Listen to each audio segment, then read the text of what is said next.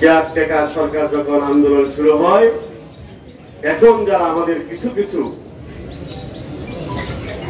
ঘুমের টাকার মধ্যে যারা ঘুমের মধ্যে আছে, বুঝতেছে না পিয়ার কি জিনিস, ওরা নাকি বুঝে না।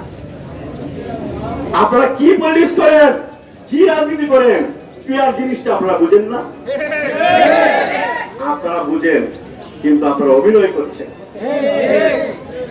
আপনারা সজাগ থেকে অভিনয় করার প্ল্যান করতেছেন। বিগত 96 নির্বাচনে যখন এইভাবে কেয়ারটেকার সরকারের জন্য আন্দোলন নেমেছিল, তখনও কিন্তু আপনারা হাসাহাসি করতেন যে কেয়ারটেকার কি। প্রফেসর গোলাম আজম সাহেবের কেয়ারটেকার আন্দোলনের রূপকার,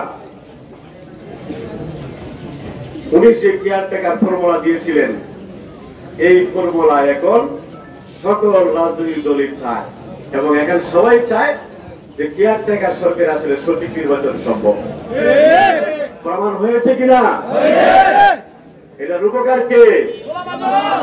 অধ্যাপক গোলাম আজম সাহেব।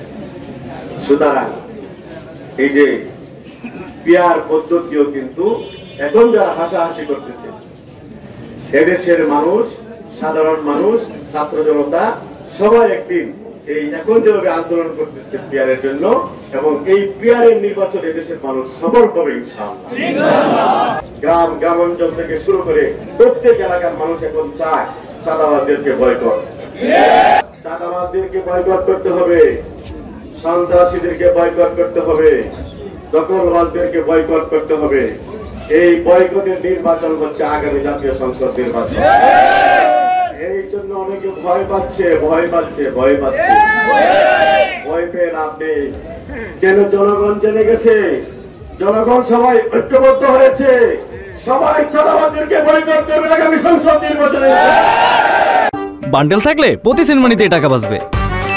বিকাশ সেনমানি বান্ডেল কিনে জিতুন প্রতি লেনদেনে।